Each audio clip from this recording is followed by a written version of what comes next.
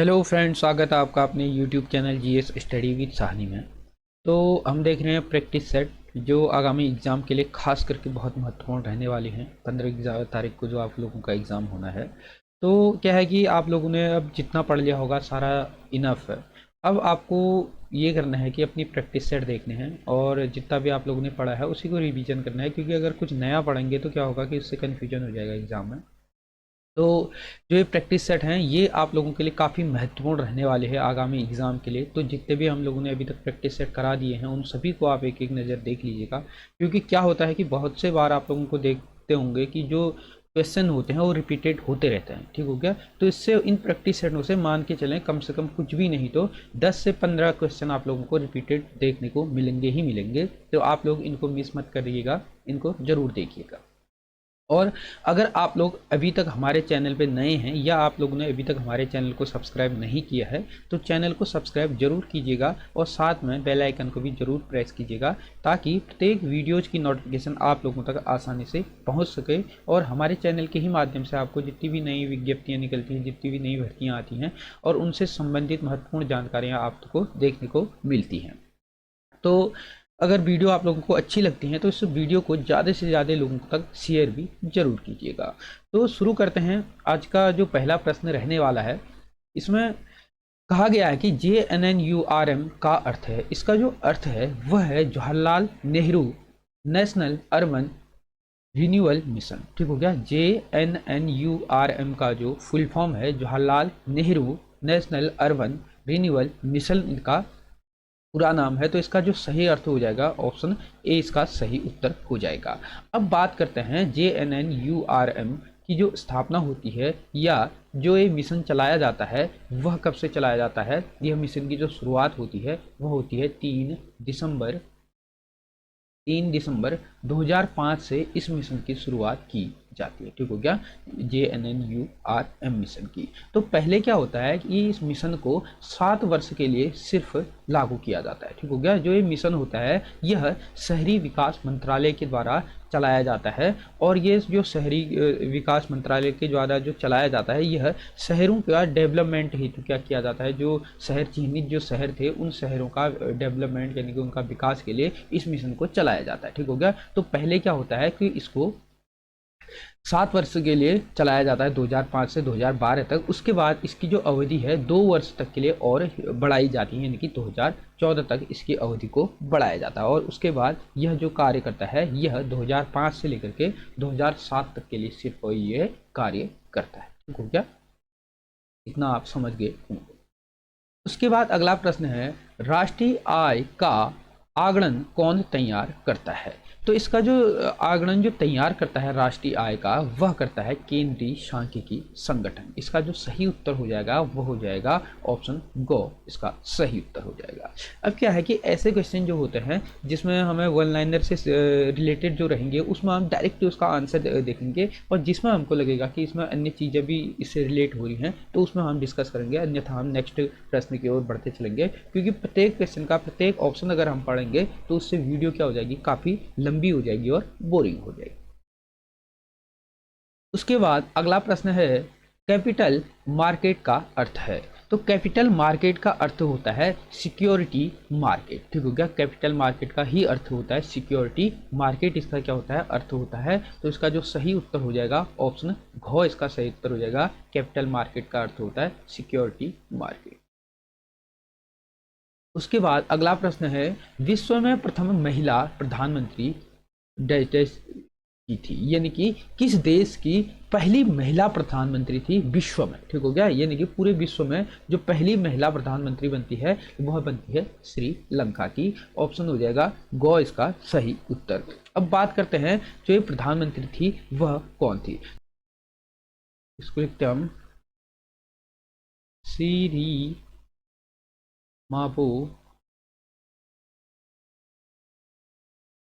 Shri माबू R D भंडार Nike, R D भंडार Nike, यानी कि श्री माबो आर डी भंडार नायके ये क्या होती हैं, प्रथम प्रधानमंत्री होती है विश्व की, और वो जो बनती हैं किस देश की बनती है, पहली जो बनती है वह श्रीलंका में बनती है। अगर बात करें कब बनती हैं तो 1960 में क्या होता है, इनको श्रीलंका का प्रधानमंत्री बनाया जाता है और प्रथम महिला होती है। ठीक हो गया, श्री माबो आर डी भंडार नायके। उसके बाद अगला प्रश्न है, राजस्थान में कौन सा वार्षिक मेला ऊँटों के व्यापार के लिए प्रसिद्ध है। तो ऊँटों के व्यापार हेतु जो प्रसिद्ध मेला लगता है राजस्थान में, वह कौन सा मेला है, पुष्कर मेला होता है। ठीक हो गया, इसमें जानवरों की यानी कि खरीद फरोख्त इसमें चलती है, तो ये इसके लिए क्या है, प्रसिद्ध है। ऑप्शन ख हो जाएगा इसका सही उत्तर। उसके बाद अगला प्रश्न है, एगमार्क क्या है। तो एगमार्क जो होता है वह क्या होता है, वह होता है agriculture marketing for agro product के लिए ये क्या होता है, एगमार्क होता है। ठीक है, एगमार्क का ही पूरा जो नाम होता है ये क्या होता है, agriculture marketing for agro product इसका पूरा नाम है। ऑप्शन हो जाएगा इसका सही उत्तर गो। ठीक हो गया। अब बात आती है कि जो एगमार्क है, एगमार्क किस में लगाए जाते हैं, यानी कि किस में एगमार्क लगता है, एगमार्क चिन्ह किस में प्रयोग किया जाता है। जो खाद्य सामग्रियां होती हैं, ठीक हो गया, जितनी भी खाद्यान्न जो सामग्रियां होती हैं उन सभी पर क्या लगा होता है, एगमार्क लगा होता है। ठीक हो गया। उसके बाद अगला प्रश्न है, श्री सिद्धपीठ मंदिर सिद्धबली मंदिर नाम से में स्थित है, यानी कि जो सिद्ध बलि मंदिर है वह कहाँ स्थित है। तो इसका जो सही उत्तर हो जाएगा, उत्तराखंड में कोटद्वार पौड़ी में क्या है, यह सिद्ध बलि मंदिर स्थित है। तो इसका सही उत्तर हो जाएगा ऑप्शन क, जो सिद्ध बलि मंदिर है ये कहाँ पर है, कोटद्वार पौड़ी गढ़वाल में। उसके बाद अगला प्रश्न है, कटारमल सूर्य मंदिर स्थित है। तो कटारमल सूर्य मंदिर आप लोगों ने सभी लोगों ने देखा होगा, जो कुआं वाले रीजन से होंगे, अल्मोड़ा में जो कटारमल सूर्य मंदिर स्थित है। तो ऑप्शन हो जाएगा ख इसका सही उत्तर। उसके बाद अगला प्रश्न है, टर्म डायमंड खेल डैश डैश से संबंधित है। तो जो टर्म और डायमंड जो ये खेल है, ये जो शब्द प्रयोग होते हैं वह किसमें होते हैं, बेसबॉल में इनका प्रयोग होता है। तो ऑप्शन हो जाएगा इसका सही उत्तर को। उसके बाद अगला प्रश्न है, रग्बी फुटबॉल में प्रत्येक साइड खिलाड़ियों की संख्या होती है। तो रग्बी फुटबॉल आप लोगों ने देखा होगा, टीवी में देखा होगा कि रग्बी फुटबॉल क्या करते हैं, फुटबॉल जैसा ही होता है, थोड़ा उसका आकार जो होता है वो थोड़ा लंबा टाइप का होता है। उसको पकड़ के क्या कर रहे होते हैं, दौड़ करके उसको हाथों के द्वारा गोल किया जाता है, यानी कि रग्बी एक प्रकार का फुटबॉल ही है, मतलब पैर से न खेल करके उसको हाथों से भी उसको पकड़ा जाता है। तो जो रग्बी फुटबॉल है इसमें जो खिलाड़ियों की संख्या होती है वह कितनी होती है, 15 इसमें खिलाड़ियों की संख्या होती है एक साइड। तो ऑप्शन गो इसका हो जाएगा सही। उसके बाद अगला प्रश्न है, डुरंड रेखा डैश डैश के सीमा को अलग करती है।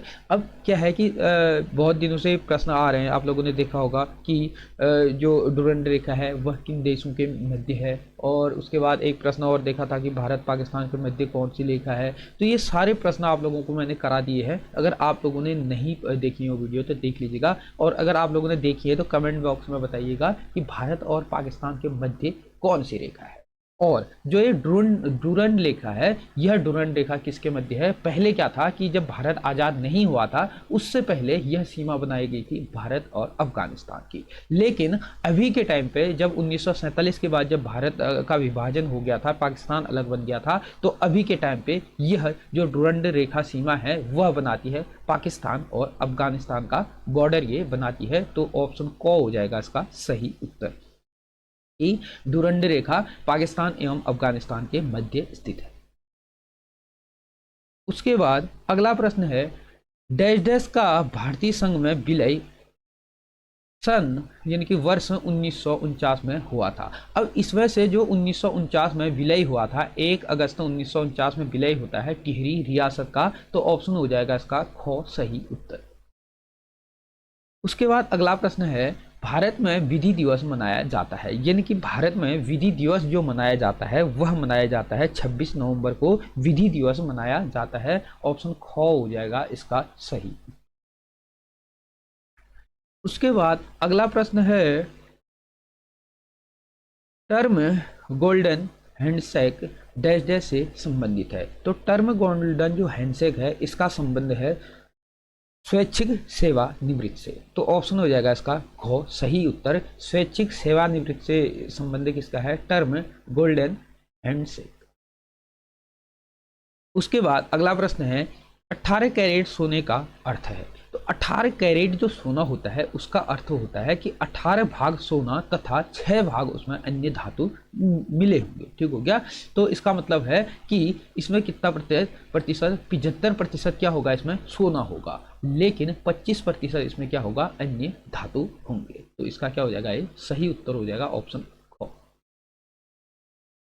उसके बाद अगला प्रश्न है किस देश को भारत सबसे अधिक मात्रा में लोहा अयस्क निर्यात करता है। तो लोहा अयस्क सबसे अधिक मात्रा में भारत जो निर्यात करता है वह सबसे अधिक करता है चीन को, उसके बाद करता है जापान को, उसके बाद करता है मलेशिया को और उसके बाद करता है ओमान को। तो आप लोगों को ये सीक्वेंस इसके पता होने चाहिए कि चीन को सबसे अधिक क्या करता है, यह लोहा निर्यात करता है।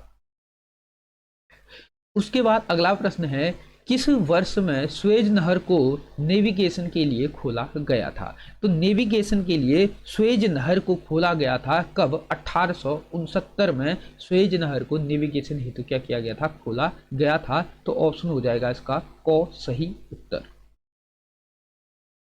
उसके बाद अगला प्रश्न है एक समुद्री मील डैश डैश किलोमीटर के बराबर होता है। तो एक समुद्री जो मील होती है, जो एक समुद्री नॉटिकल मील होती है, उसका जो किलोमीटर के अनुसार अगर उसको हम देखें तो 1.852 यानी कि 1.852 किलोमीटर बराबर क्या होता है, एक समुद्री मील होता है। तो ऑप्शन क्या हो जाएगा इसका सही उत्तर, ख इसका सही उत्तर हो जाएगा।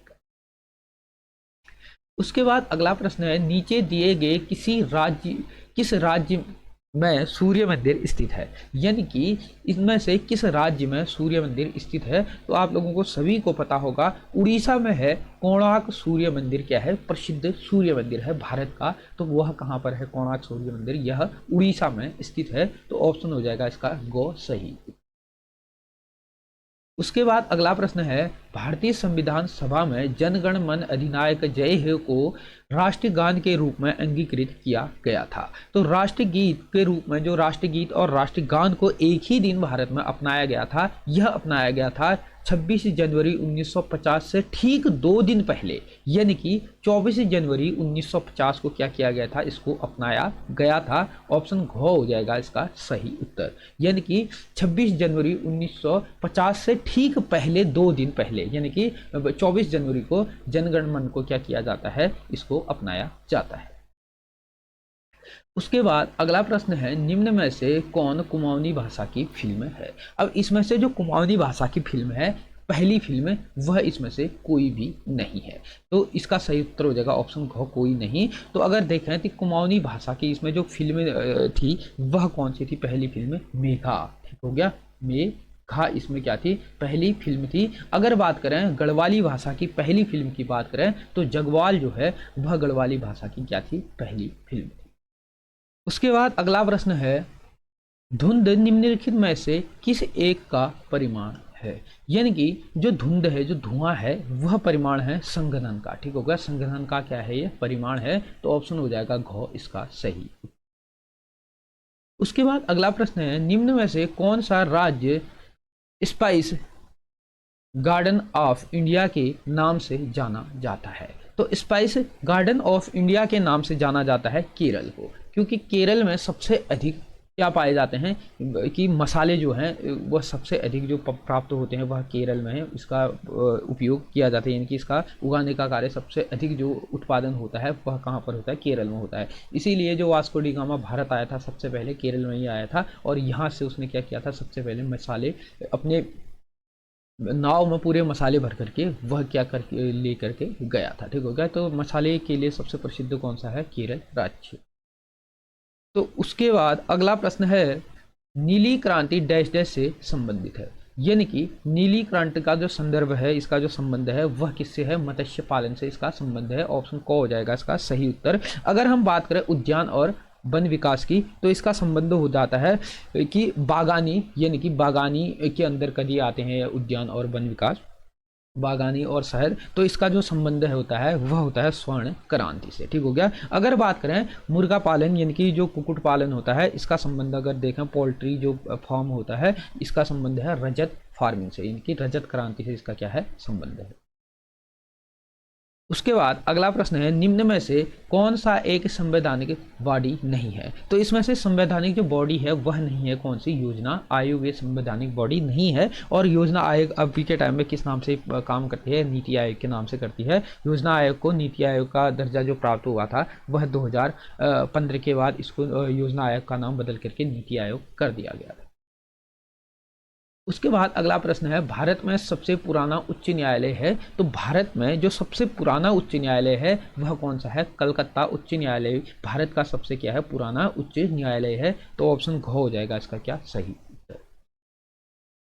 उसके बाद अगला प्रश्न है भारत के एक राज्य में एक राज्यपाल की नियुक्ति हेतु न्यूनतम आयु क्या है। यानी कि जो राज्यपाल होता है उसकी कम से कम आयु होनी चाहिए, उसको किसी राज्य का राज्यपाल बनाने हेतु वह होनी चाहिए कितनी, 35 वर्ष उसकी आयु होनी चाहिए। अगर बात करें राष्ट्रपति की, तो राष्ट्रपति की भी आयु सेम 35 वर्ष ही होती है। इससे कम आयु वर्ग के लोग राष्ट्रपति या राज्यपाल के लिए नियुक्त नहीं किए जा सकते।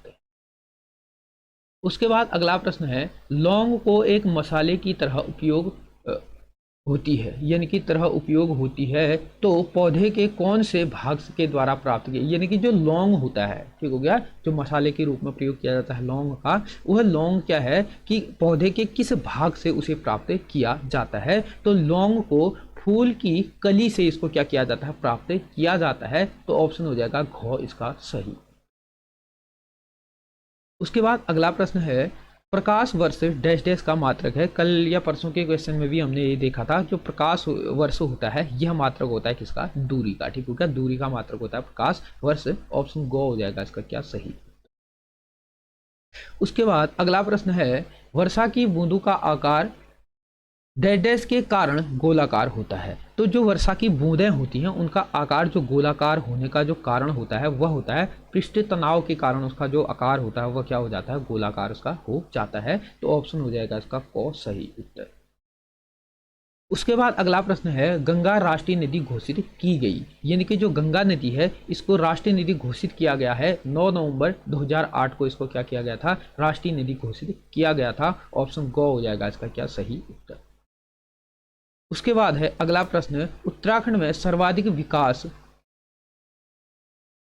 खंडों वाला जिला कौन सा है। यानी कि सबसे अधिक विकास खंडों वाला जो जिला है उत्तराखंड का वह कौन सा है, वह है पौड़ी गढ़वाल। इसमें अगर विकास खंडों की बात करें तो 15 इसमें क्या है विकास खंड हैं। अब इसमें ही प्रश्न आप लोगों को देखने को मिलेगा कि उत्तराखंड में सबसे अधिक तहसीलों वाला जिला कौन सा है। तो पिथौरागढ़ सबसे अधिक तहसीलों वाला जिला है। यहाँ पर आप लोगों को 13 जिले देखने को मिलेंगे। अगर विकास खंड की बात करता है तो विकास खंड में कौन हो जाएगा, पौड़ी गढ़वाल हो जाएगा, जहां पर आप लोगों को 15 विकास खंड देखने को मिलते हैं।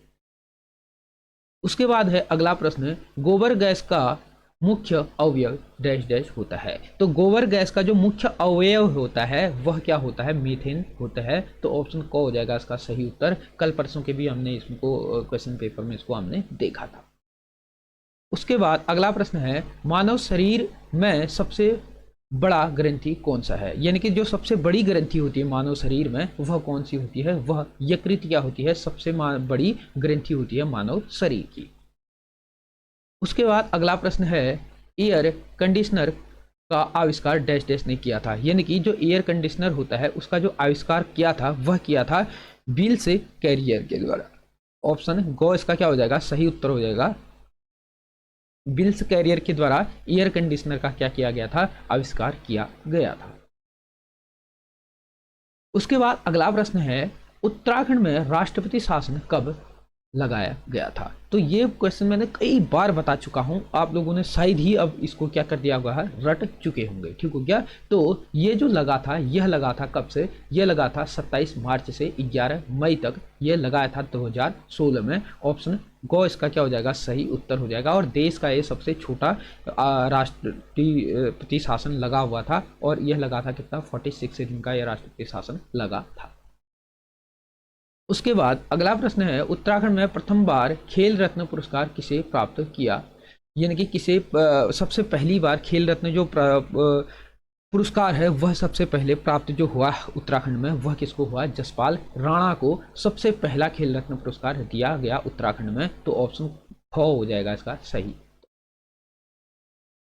उसके बाद अगला प्रश्न है, उत्तराखंड में प्रथम बार किसे द्रोणाचार्य पुरस्कार प्राप्त किया? यानी कि किसने सबसे पहली बार द्रोणाचार्य जो पुरस्कार होता है, यानी कि जो द्रोणाचार्य पुरस्कार होता है वह किसको दिया जाता है? खेल प्रशिक्षकों को दिया जाता है, यानी कि जो कोच होते हैं उनको ये दिया जाता है। तो जो सबसे पहला जो द्रोणाचार्य पुरस्कार दिया गया था वह हरि सिंह थापा को यह दिया गया था। तो ऑप्शन हो जाएगा क इसका सही। उसके बाद है अगला प्रश्न, स्वच्छ रात्रि बादल युक्त रात्रि की तुलना में डैश डैश के कारण ठंडी होती है। यानी कि आप लोगों ने देखा होगा जिस दिन मौसम मतलब साफ होगा, यानी कि जो आसमान है वह साफ होगा, उस दिन जो रात्रि होती है वह कैसी होती है? ठंडी होती है, अपेक्षा किसकी? बादल युक्त, यानी कि जिस दिन बादल रहते हैं आसमान में थोड़े और वह रात थोड़ी क्या हो जाती है? वह रात थोड़ी गर्म होती है, यानी कि उतनी ठंडी कम ठंडी होती है। तो यह किस कारण से होता है? यह होता है विकिरण के कारण। आप लोगों ने देखा होगा क्या होता है कि जब ऊष्मा जो पृथ्वी में दिन भर में जो सूर्य के द्वारा ऊष्मा आई होती है वह ऊष्मा क्या होती है? फिर धीरे धीरे ऊपर को जाती है, यानी कि वायुमंडल में ज़्यादा प्रवेश करती है, वापस लौटती है। वापस लौटने के टाइम पे जब वायुमंडल में बादल इसको मिलते हैं तो उसको क्या करते हैं? अवरोध करते हैं, उनके रास्ते में अवरोध उत्पन्न करते हैं, जिस कारण से वह जो ऊष्मा होती है वहीं पे ट्रैप हो जाती है, जिस कारण से थोड़ा गर्माहट महसूस होता है। यह किस कारण होता है? विकिरण के कारण होता है। उसके बाद अगला प्रश्न है, निम्नलिखित नीचे दिए संक्रमण धातु में से कौन सा द्रव अवस्था में होता है? यानी कि इसमें जो द्रव अवस्था में होता है धातु वो कौन सा होता है? पारा होता है। पारा कैसी अवस्था में होता है? द्रव अवस्था में होता है। तो ऑप्शन क हो जाएगा इसका सही उत्तर। उसके बाद अगला प्रश्न है, किसकी चाल सबसे अधिक होती है? यानी कि जो चाल होती है, जो विद्युत चाल आप लोगों ने देखा होगा, सबसे अधिक जो फ्लो होती है विद्युत वह किस में होती है? कॉपर में होती है। तो ऑप्शन हो जाएगा इसका सही उत्तर ऑप्शन क। कॉपर में क्या होती है? सबसे अधिक जो विद्युत होती है वो क्या होती है? प्रवाहित होती है, यानी कि सबसे अधिक चाल इसमें होती है। उसके बाद अगला प्रश्न है, निम्नलिखित में कौन सा युग्म सुमेलित नहीं है? अब सुमेलित नहीं है जैसे विश्वेश्वर दत्त सकलानी वृक्ष मानो, ये सही है। अजीत डोभाल ये सही नहीं है, ये केंद्रीय मंत्री न होकर के ये क्या है? यह रक्षा सलाहकार हैं भारत के। तो ऑप्शन हो जाएगा ख इसका सही उत्तर। ये सुमेलित नहीं है, ये क्या है? अजीत डोभाल रक्षा सलाहकार हैं। और उसके बाद अगर हम बात करें, हर्षवंती बिष्ट ये पर्वतारोही हैं और गौरा देवी पर्यावरण विदीय हैं, ये भी सही है। लेकिन अजीत डोभाल क्या है? केंद्रीय मंत्री न होकर के ये रक्षा सलाहकार। उसके बाद अगला प्रश्न है, उत्तराखंड में निम्न में से कौन सा लोक नृत्य है? तो उत्तराखंड का जो लोक नृत्य है वह इसमें से ये क्या हो जाएंगे? सभी ये क्या है? लोक नृत्य है। जैसे छोपती है, छोलिया है और तांदी है, ये सारे के सारे क्या हैं? उत्तराखंड के लोक नृत्य हैं। ऑप्शन घ हो जाएगा इसका क्या सही उत्तर उपयुक्त में से सभी। उसके बाद है अगला प्रश्न, निम्नलिखित में से किसमें सबसे अधिक मात्रा में कार्बन होता है? यानी कि सबसे अधिक मात्रा में जो कार्बन होता है कच्चे लोहे में होता है, यानी कि उसका जो नाम है ढलवा लोहा जो होता है, इसमें सबसे अधिक क्या है? कार्बन की मात्रा उपस्थित होती है। तो ऑप्शन क हो जाएगा इसका सही। उसके बाद अगला प्रश्न है, भूमध्य रेखा पर दिन की अवधि डैश डैश घंटे की होती है? यानी कि भूमध्य जो रेखा है अगर उसमें सीधी अगर सूर्य की किरण ठीक उसके ऊपर सूर्य होता है तो ठीक 12 घंटे का दिन 12 घंटे की रात होती है, यानी कि दिन की जो अवधि होती है वो कितने घंटे की होती है? 12 घंटे की होती है। ऑप्शन ख हो जाएगा इसका सही उत्तर।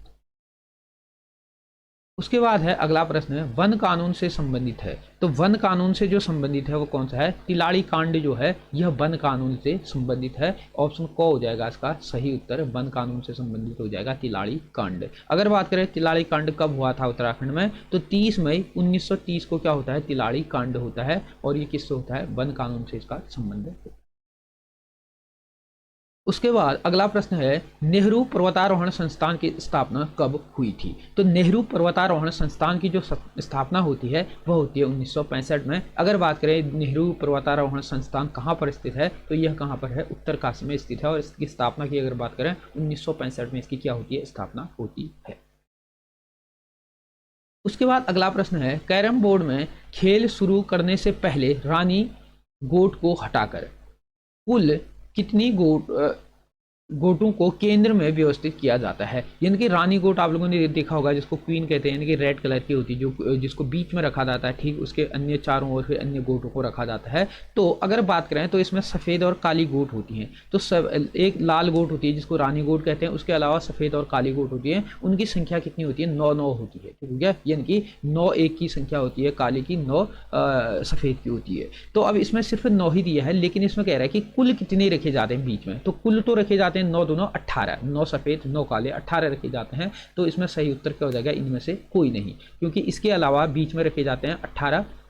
अगर बात करता है कि कैरम बोर्ड में कुल गोटियों की अगर बात करता है तो कुल स्टैगर सहित, ठीक होगा, तो कुल कितनी हो जाती है? फिर कुल हो जाती है आपकी 20 गोट। लेकिन अगर बात करता है कि बीच में कुल कितने रखे जाते हैं, तब हो जाता है 19 गोट। अब इसको कह रहा है कि रानी गोट से हटा कर कह रहा है, तो तब हो जाती है कितनी? 18 गोट होती है। लेकिन इसमें ऑप्शन में है नहीं, तो इनमें से कोई नहीं, इसका क्या हो जाएगा? सही उत्तर हो जाएगा।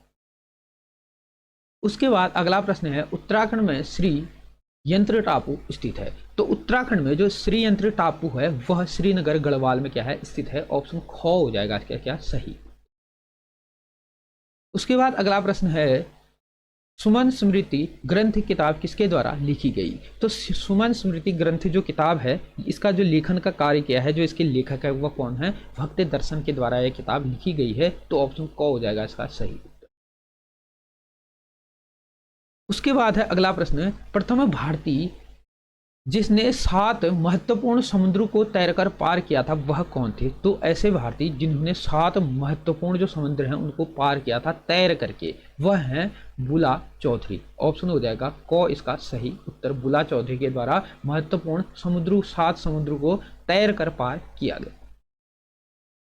उसके बाद अगला प्रश्न है, प्रथम एशियन खेल डैश डैश में हुए थे। तो पहली बार जो एशियन खेल हुए थे 1951 में, पहली बार 1951 में एशियन गेम होते हैं। और ये कहाँ पर होते हैं? ये होते हैं भारत के नई दिल्ली में। क्या होते हैं? शुरू होते हैं प्रथम एशियन गेम।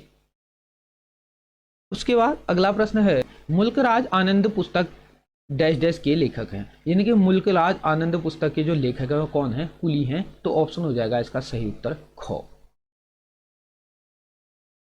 उसके बाद अगला प्रश्न है, विंटरलाइन कार्निवल डैश डैश में मनाया जाता है। तो विंटरलाइन कार्निवल जो है वह मनाया जाता है देहरादून के मसूरी में यह मनाया जाता है। तो ऑप्शन हो जाएगा क इसका सही। उसके बाद अगला प्रश्न है, फ्रैंक स्मिथ ने डैश डैश की खोज की थी। तो फ्रैंक स्मिथ ने, जो फ्रैंक स्मिथ थे, इनके द्वारा जो खोज की गई थी फूलों की घाटी के, इनके द्वारा क्या की गई थी? खोज की गई थी। तो ऑप्शन ख हो जाएगा इसका सही उत्तर। उसके बाद अगला प्रश्न है, निम्नलिखित में से कौन उत्तराखंड से स्वतंत्रता सेनानी है? तो अगर बात करते हैं कि प्रथम स्वतंत्रता सेनानी की, तो तब तो हो जाता कालू मेहरा प्रथम स्वतंत्रता सेनानी हो जाता। लेकिन इसमें कह रहा है कि कौन इसमें से स्वतंत्रता सेनानी है, तो ये सारे के सारे क्या हैं? स्वतंत्रता सेनानी हैं। तो उपरोक्त में से सही क्या हो जाता है? इसका सही उत्तर हो जाता है कि ये सभी के सभी क्या है? स्वतंत्रता सेनानी है। तो ये थे कुछ महत्वपूर्ण प्रश्न। तो अगर वीडियो आप लोगों को अच्छी लगी तो इसको ज़्यादा से ज़्यादा लोगों तक शेयर कीजिएगा और चैनल को साथ में सब्सक्राइब जरूर कीजिएगा। धन्यवाद।